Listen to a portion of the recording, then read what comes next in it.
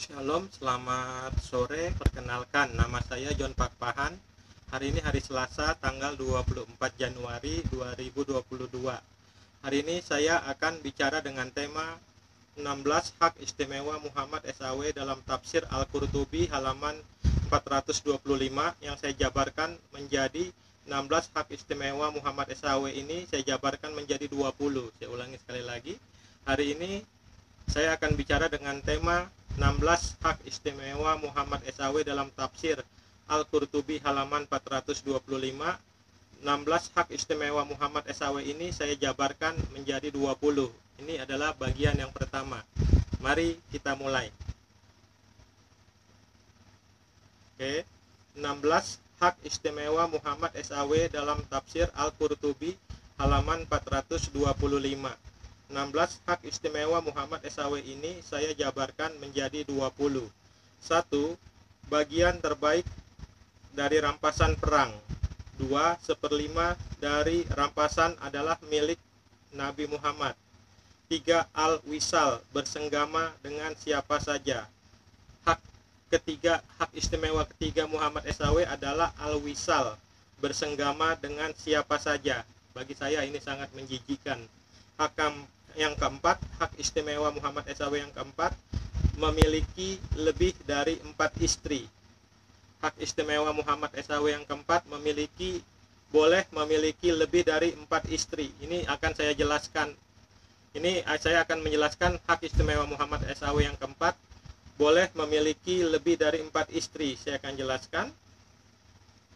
Pada hadis lain, Qais bin Haris setelah masuk Islam bercerita bahwa sebelum masuk Islam ia punya 8 orang istri. Setelah masuk Islam, Nabi SAW menyuruh memilih 4 orang saja sebagai istri dan yang lainnya ceraikan secara baik-baik.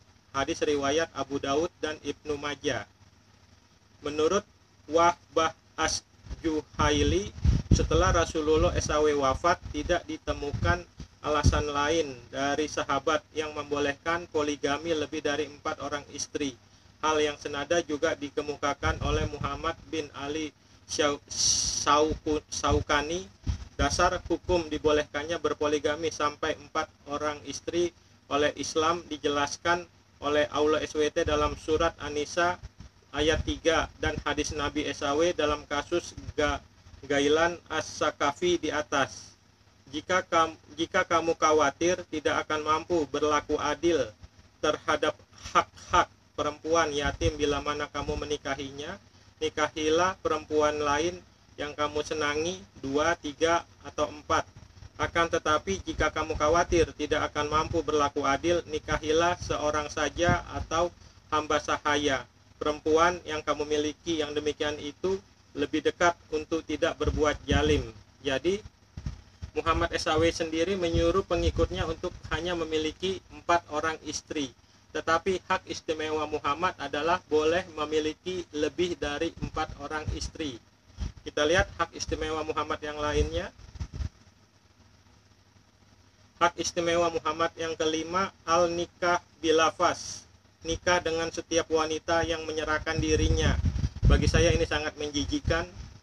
Hak istimewa Muhammad yang keenam, al-nikah bighair waliin, nikah dengan wanita tanpa persetujuan ayah atau wali laki-laki dari wanita tersebut. Saya akan menjelaskan sedikit.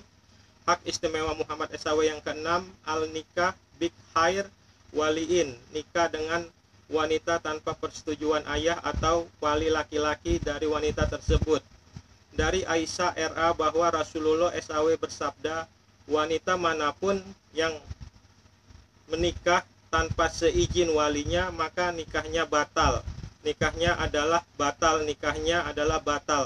Jika dia telah digauli maka dia berhak mendapat mahar karena suaminya telah menghalalkan kemaluannya. Jika terjadi pertengkaran di antara mereka maka penguasalah yang menjadi wali atas orang yang tidak punya wali. Hadis riwayat Tirmizi. Itu hak ke-6 Muhammad SAW, al-nikah bighair waliin, nikah dengan wanita tanpa persetujuan ayah atau wali laki-laki dari wanita tersebut. Sedangkan menurut hukum Islam, jika seorang wanita menikah harus ada persetujuan dari ayah atau wali laki-lakinya. Ini adalah bagi saya sangat menjijikan, menikah tanpa izin wali laki-laki. Hak istimewa Muhammad SAW yang ketujuh, al-nikah bighair sadak, nikah tanpa mahar atau bayar. Saya akan menjelaskan hak istimewa Muhammad yang ketujuh ini, al-nikah bighair sadak, nikah tanpa mahar atau tanpa dibayar. Saya akan jelaskan. Para ulama sepakat pemberian mahar oleh suami dalam akad nikah merupakan suatu hal yang diwajibkan. Pemberian mahar ini merupakan salah satu hak di antara hak-hak istri atas suami. Ustadz Insan Ansori dalam bukunya Fikih Mahar mengatakan ketentuan pemberian mahar ini sebagaimana didasarkan kepada ayat Al-Quran surat An-Nisa ayat 4 yang artinya berikanlah mahar mas kawin kepada wanita sebagai pemberian dengan penuh kerelaan. Kemudian jika mereka menyerahkan kepada kamu sebagian dari mas kawin itu dengan senang hati, maka makanlah pemberian itu yang sedap lagi baik akibatnya.